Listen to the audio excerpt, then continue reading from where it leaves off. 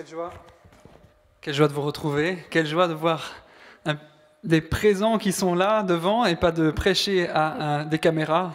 C'est tout différent, c'est un plaisir de vous retrouver. C'est un petit marathon parce qu'on vient de faire l'inverse de l'autre côté, donc j'ai déjà prêché ce que le Seigneur avait mis sur mon cœur et aujourd'hui je me réjouis de vous le partager également. Ce sera peut-être différent, tant mieux. On va se laisser conduire de ce que Dieu veut. Mais en tout cas, recevez déjà ma grande joie, ma fierté de vous voir debout aussi, après des temps d'adversité, des temps difficiles, et on en a vécu des temps difficiles. Il y en a plus d'un, et ça s'est enchaîné, ça continue, mais le Seigneur est fidèle. Le Seigneur est fidèle, et il va continuer de nous amener dans des chemins qui sont de bénédiction, et j'en suis persuadé. Ce que j'aimerais vous partager aujourd'hui, c'est qu'effectivement, on vit dans un temps qui n'est pas simple, qui est compliqué à plein d'égards, mais ne nous trompons pas de combat. Le combat n'est pas contre la chair et le sang, comme dit la parole. Nous n'avons pas à lutter. Ce n'est pas contre l'homme que nous avons à lutter, mais contre les puissances, contre les autorités, contre les souverains de ce monde de ténèbres, contre les esprits du mal dans les lieux célestes. C'est pourquoi prenez toutes les armes de Dieu afin de pouvoir résister dans le jour mauvais et tenir ferme après avoir tout surmonté. Et j'ai fort l'impression que ce jour mauvais, on en a déjà goûté une partie. On voit ce que c'est qu'un peu le jour mauvais qui éprouve nos cœurs et qui exige de nous de devoir tenir ferme, sinon on se laisse balayer. Et je crois que le Seigneur nous encourage à nous dire, nous devons tenir ferme, le jour mauvais est là, tenons ferme. C'est pourquoi prenez toutes les armes de Dieu. Donc le Seigneur a prévu un plan, il sait, il connaît les circonstances, il sait que le jour peut être mauvais et il a prévu quelque chose pour nous, il a prévu une armure. Il a prévu des protections pour le chrétien et une manière de pouvoir se tenir ferme. Alors Paul, il utilise ici toute une image que n'importe qui d'Éphèse, en l'occurrence, pouvait rencontrer au coin de la rue, c'est-à-dire un soldat romain. Il aurait pu prendre, je ne sais pas, un joueur de foot, quelque chose, décrire l'équipement d'un joueur de foot, ça aurait été dans une culture populaire quelque chose de commun. On parlait des crampons, on aurait pu parler du maillot, on aurait pu parler de tout l'équipement, ou des gants pour le gardien. Mais là, il prend l'image que tout le monde connaît, c'est-à-dire l'armure du soldat romain. Et non seulement c'est juste, il aurait pu décrire simplement, je ne sais pas, l'habillement de quelqu'un de l'époque, mais il a choisi le soldat pour montrer à quel point on est dans un combat. Et c'est une lutte. Nous avons à lutter, mes amis, parce que nous avons un adversaire qui cherche à nous nuire, à nous empêcher d'avancer. C'est quelqu'un de sournois qui cherche à descendre, à abaisser, à empêcher le chrétien d'avancer jusqu'au bout et de tenir ferme jusqu'au bout. Il ne faut pas être naïf et penser que c'est simplement un virus qui nous empêche d'avancer. Il y a une intention méchante, mauvaise derrière, il y a des relations qui sont mauvaises, il y a une intention néfaste quand même de nuire aux chrétiens et nuire à l'Église, que ce soit par ce biais-là ou d'autres choses. Les distractions, pour moi, c'est tout autant un sujet qui peut empêcher le chrétien d'entrer dans son appel et sa destinée. Mais il y a plein de stratégies. L'ennemi est là aux commandes pour chercher à détruire, chercher à empêcher nos vies d'atteindre le but que le Seigneur a pour nous. Ayez donc autour de votre taille la vérité en guise de ceinture. Enfilez la cuirasse de la justice. Mettez comme chaussure à vos pieds le zèle pour annoncer l'évangile de paix. Prenez en toutes circonstances le bouclier de la foi avec lequel vous pourrez éteindre toutes les flèches enflammées du mal. Faites aussi bon accueil au casque du salut et à l'épée de l'esprit, c'est-à-dire la parole de Dieu. Vous trouvez tout ça dans Éphésiens 6. J'ai déjà décrit les 3 premiers éléments de l'armure dans la dernière prédication, donc si vous voulez réécouter avec plaisir. Mais aujourd'hui, j'aimerais nous attarder sur les 3 suivants. On va commencer avec le bouclier. Donc le bouclier, c'est Turéon, est un bouclier, c'est en fait un élément qui fait 1,35 m de haut à peu près et 60 cm de large, un petit peu cintré pour protéger mieux le corps. C'est une grande et lourde planche de bois, épaisse, recouverte de métal et parfois même de cuir très épais. Le métal devait dévier les flèches tirées par l'ennemi, et le cuir était huilé et traité de manière à éteindre la poix enflammée des flèches qui s'y plantaient. Donc c'est bien fichu. C'était quand même prévu avec une intention spécifique, protéger suffisamment haut pour pouvoir se cacher derrière, protéger la première ligne, parce que les soldats étaient alignés, et protéger derrière ceux qui tiraient des flèches et qui arrivaient encore à corps. Donc les boucliers étaient prévus pour protéger vraiment, on pouvait s'y abriter derrière complètement. Et ça protégeait contre quoi ? Contre ces flèches qui étaient décochées depuis l'autre côté, depuis l'autre camp, et puis elle venait se dévier sur ses boucliers, et parfois quand ça s'y plantait, elle s'éteignait parce qu'elle a été apprêtée spécifiquement pour éteindre les flèches. Donc c'était bien conçu, mais dans une intention, parce qu'on se rend compte de quel combat on va.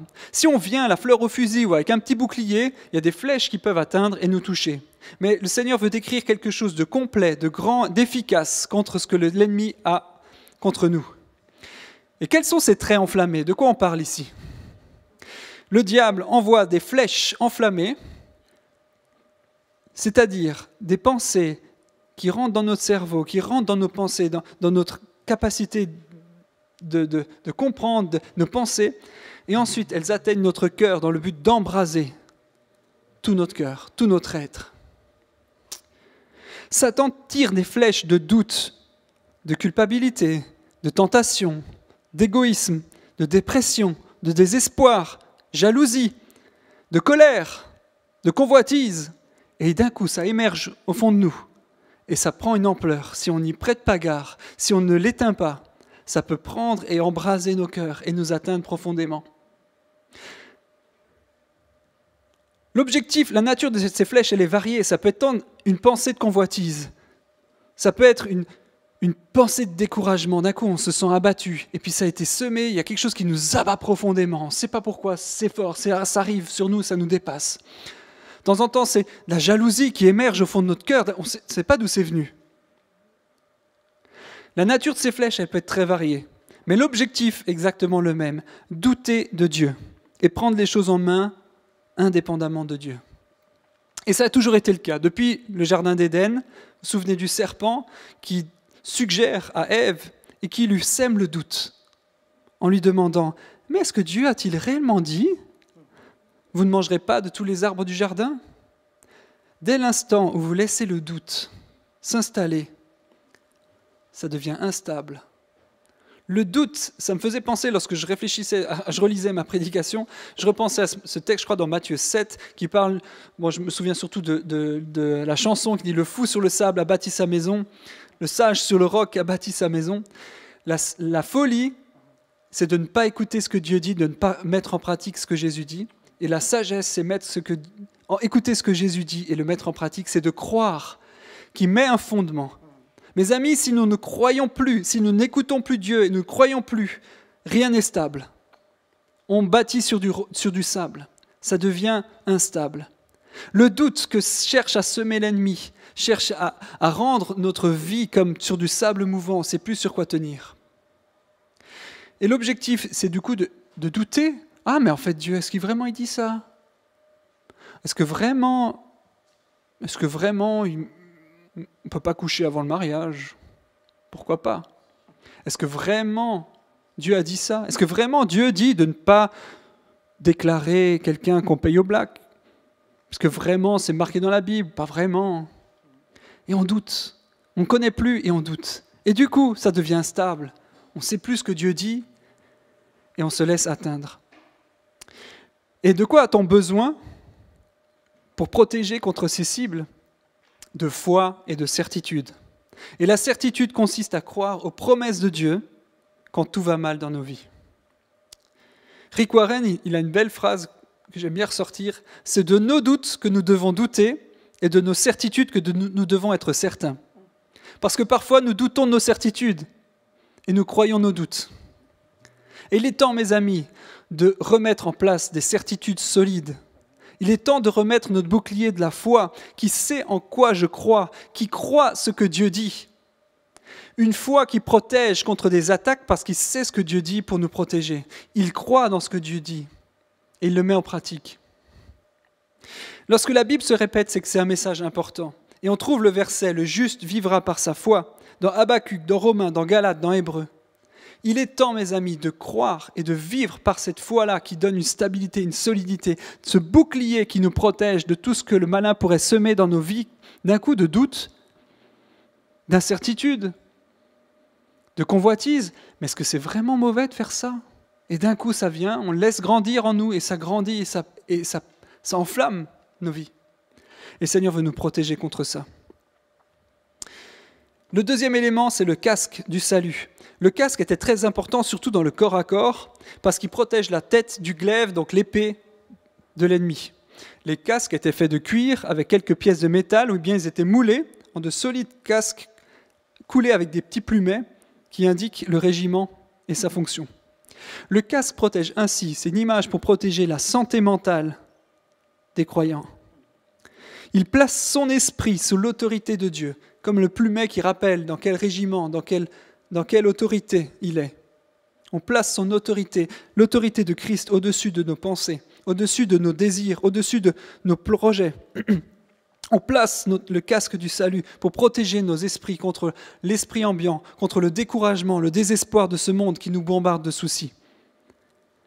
Mais c'est quoi ce salut ? Est-ce que c'est juste le jour où tu as été sauvé, où tu as accepté Jésus comme sauveur ? C'est pas seulement ça.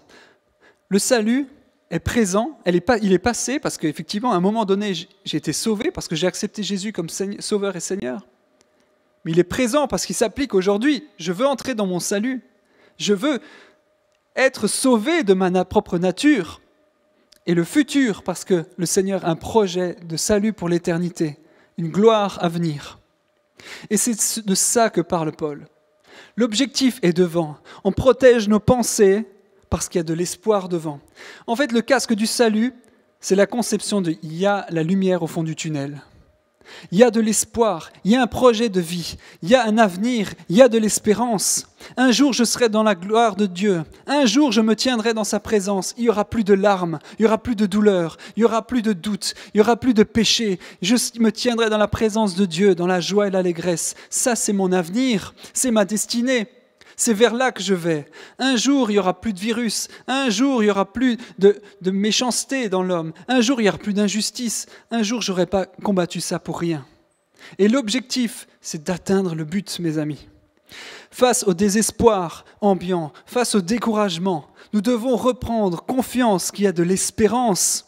Il y a de l'espoir, mes amis. Il y a de l'espoir dans ce monde et cet espoir, on doit le partager. Il y a une fin heureuse, une ligne d'arrivée. Satan cherche à nous bourrer le crâne de découragement, de doute, à nous faire abandonner au bord de la route. Mais revêtons le casque du salut qui reprend confiance dans une espérance qui est certaine, un avenir qui est certain, une éternité à venir. Que nos choix d'aujourd'hui, n'oublions pas qu'ils affectent une éternité qui est devant. Nos choix d'aujourd'hui, notre découragement d'aujourd'hui peut affecter le futur. Alors, mes amis, reprenons courage, revêtons notre casque du salut qui nous protège nos pensées de tout découragement, de tout ce qui pourrait nous atteindre dans nos pensées. Et revêtons avec courage ce casque qui nous donne la force d'aller de l'avant. Sans espérance d'une victoire, les soucis du monde nous accableraient, mais nous avons la victoire car Christ a tout accompli. Nous avons une pleine victoire. 2000 ans, Jésus a payé le prix pour qu'on puisse vivre cet avenir glorieux. La vie chrétienne n'est pas toujours facile, la vie de l'Église n'est pas toujours simple, mais l'espoir et la destinée est glorieuse.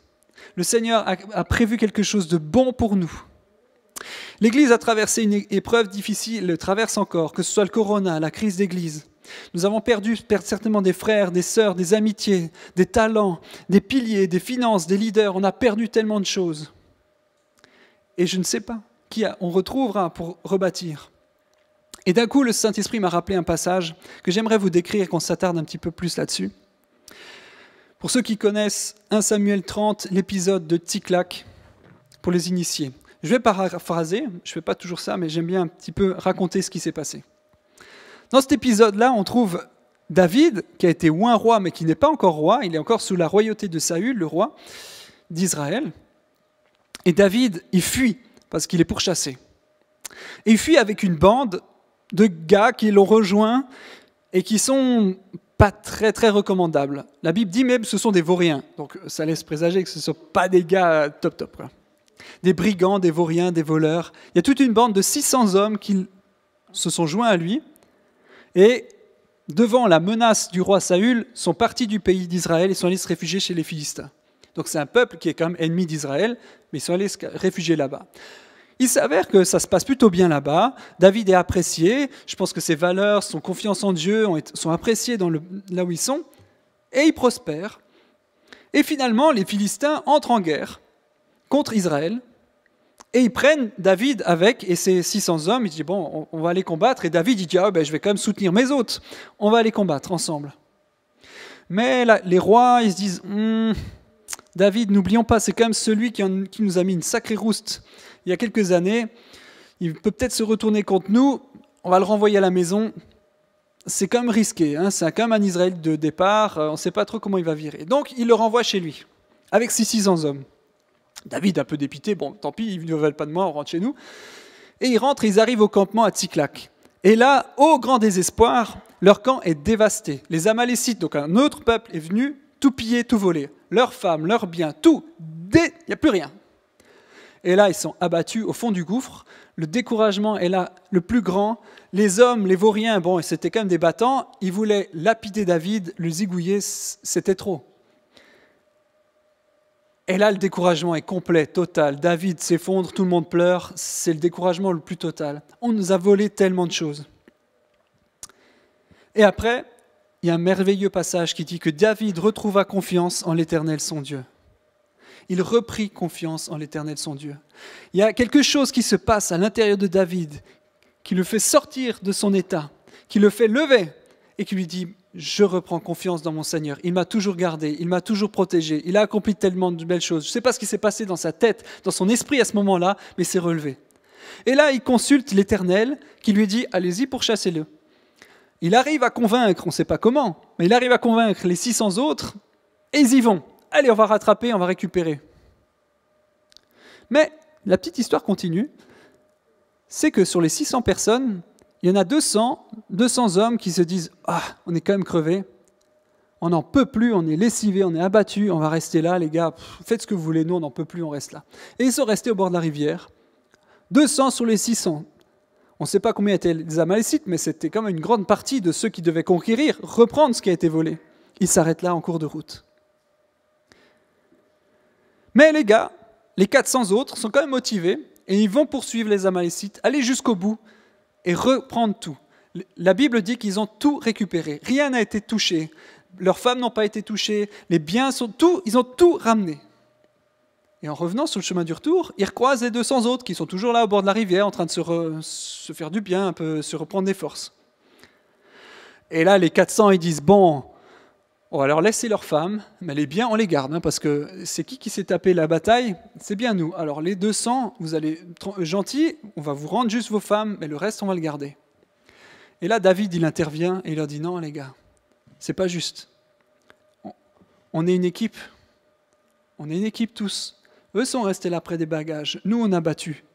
Dieu nous a donné la force et le courage et on va partager. Et ils ont tout partagé avec les 200. Et je trouve beau cette image parce que j'ai l'impression que, bien sûr, on ne peut pas tout transposer dans ce qu'on a vécu dans la vie d'église, mais il y a tellement de parallèles. On a fait certainement des erreurs. On s'est planté. Peut-être que David, il a fait une erreur de partir du camp et de ne pas avoir mis une garde. Peut-être que les leaders de l'église, on a fait des erreurs, on s'est planté. Et on peut nous en vouloir d'avoir fait des erreurs. Mais à un moment donné, on peut retrouver confiance dans l'Éternel et dire ce qui nous a été volé, on veut le récupérer. On nous a volé tellement de choses. On nous a volé la joie d'inviter, la fierté de venir au centre de vie. On nous a volé une louange peut-être éclatante, même si elle est fabuleuse maintenant, mais il y a des talents qui sont partis. On nous a volé des piliers, on nous a volé tellement de choses. On nous a volé des amitiés. Mais ce n'est pas fini. Ce qui a été volé, on peut le récupérer. On va le récupérer. Parce qu'on a confiance dans un Dieu qui est grand, qui nous équipe et qui redonne ce qui a été volé. Et je crois qu'on peut reprendre confiance dans notre Seigneur avec courage. Et parfois, peut-être qu'il y a une partie qui vont rester au bord de la route. Les coronas étaient trop durs pour eux. C'était trop éprouvant de vivre une vie d'église ou de vivre une vie de famille. C'est peut-être trop éprouvant pour eux de continuer à croire en Dieu face aux difficultés. Peut-être que certains ont perdu leur job et c'est trop dur pour eux de continuer à vivre et de crocher. N'ayons pas des pensées dures envers eux. Mais quelle est ta place? Et je crois que notre place, c'est d'aller reconquérir ce que le Seigneur nous a promis et ce qui a été volé par l'ennemi. Notre place, c'est d'aller reprendre ce qui a été pris et d'aller reconquérir et d'aller même encore davantage. Notre place est de ceux qui prennent confiance dans l'Éternel leur Dieu et rebâtir, reconstruire. Je crois qu'il y a un nouvel élan, mes amis, un élan qui a épuré nos cœurs, qui a trouvé notre fondement qui était juste et de chercher comme Esdras et Néhémie à rebâtir, reconstruire Jérusalem et son temple. Nous avons besoin de dépoussiérer, de développer, d'exceller, d'accueillir, d'aimer. Battons-nous pour retrouver la gloire que Dieu a prévue pour son peuple et son Église. Retrouvons une musique qui rayonne, une Église qui vient au secours des pauvres, une Église qui rayonne dans son canton, une Église qui apporte la vie, l'espérance, qui remet le casque du salut et qui se bat pour reprendre ce qui a été conquis par l'ennemi, qui tient ferme face à l'ennemi, qui tient ferme face au découragement du monde actuel, qui tient ferme avec foi dans les promesses de Dieu, qui se tient et qui reconquiert ce qui a été pris par l'ennemi. Mes amis, je vous encourage à être ceux des 400 qui vont jusqu'au bout à récupérer ce qui a été volé, et même s'il y en a d'autres qui reviennent nous rejoindre, tant mieux, qu'ils soient accueillis à bras ouverts, on les aimera, on les accueillera, on partagera avec eux. Mais notre but, c'est de nous lever et d'aller reconquérir. Mes amis, reprenons la foi, reprenons le salut, reprenons les promesses de Dieu, ce qu'il a prévu pour nous, et avançons. Rebâtissons ensemble ce que le Seigneur a prévu pour nous. Mes amis, j'ai tellement de choses encore à partager sur la sagesse de Dieu, sur ce qu'il a prévu de mettre en place, mais j'aimerais juste vous rappeler les promesses de Dieu. Le centre de vie, Dieu, ce n'est pas nous. Le Seigneur a placé quelque chose, et c'est à nous d'accomplir ce qu'il a donné. Ce n'est pas notre fierté là-dedans, mais le Seigneur a une mission pour nous. Le Seigneur a un objectif pour nous. Il a été prophétisé qu'il y en aura une musique qui influence et qui donne envie à d'autres. Il a été prophétisé que nous serons une église qui influence, une église quand même avec une foule. Et je veux revoir cette foule. Pas pour ma gloire, moi je m'en fiche. Mais je veux voir une église qui a suffisamment de force et d'impact pour qu'elle soit reconnue. Et qu'elle puisse avoir suffisamment d'énergie pour vivre des choses comme un jour sans fin, comme Abu Dhabi, comme un bras qui se développe et qui agit. Je veux voir émerger des projets de vie, d'espérance. Je veux voir émerger la vie qui sort du centre de vie. Encore l'autre fois, on parlait, je crois que c'était avec Sébastien Korn ou avec quelqu'un d'autre, je ne sais plus, un des orateurs qui disait, mais en fait, votre nom est prophétique. Votre nom est prophétique et ça doit revenir. Il y a la vie qui doit émerger du centre de vie et se déployer autour. Je veux voir l'influence du royaume de Dieu. Une église forte et rayonnante doit pouvoir amener la vie autour. Et c'est ça que je veux. Plus de la présence de Dieu. Plus d'une intimité, plus de foi, plus de salut. Seigneur, viens rayonner au milieu de ton peuple, viens manifester ta gloire et accomplir tes promesses. Mais pour ça, ça nécessite des vaillants hommes qui se tiennent fermes et qui se lèvent. On a besoin de se relever, on a besoin de retrouver la place que le Seigneur a pour nous. Est-ce que tu es des nôtres? Pour ta propre vie, ne te laisse pas décourager, ne te laisse pas abattre. Prends le bouclier de la foi pour parer les attaques de l'ennemi, le doute, le découragement, les pensées méchantes, les pensées perverses, les pensées qui viennent contre toi. Tiens bon, tiens ferme, avec foi dans ce que Dieu dit. Remets ton casque du salut. L'espérance est devant. Il y a la lutte maintenant, mais la victoire, elle est assurée. Il y a quelque chose devant. La victoire est devant, mes amis. Il y a de l'espoir. Aujourd'hui, c'est un jour d'espoir, parce qu'on peut déjà se retrouver, parce qu'on va revoir quelque chose qu'on rebâtit ensemble, et ça va continuer. Redonnons de nouveau cette vie nouvelle. Redonnons cette vie et propageons-la autour de nous. Mes amis, il est temps de reconquérir, il est temps de se remettre en route, il est temps d'avoir reconfiance à nouveau dans notre Dieu et de bâtir sur des fondements qui sont justes, qui sont éprouvés, qui sont solides. Ce que Dieu dit, il l'accomplit. Et ses promesses sont sûres et certaines. Il va les accomplir. Soyez bénis, centre de vie. Et j'espère qu'on pourra bâtir ensemble un avenir selon le cœur de Dieu, qui rayonne, qui amène le royaume de Dieu plus loin, sur Neuchâtel et les environs. Alors que la paix de Dieu vous accompagne. Restons fermes. À bientôt.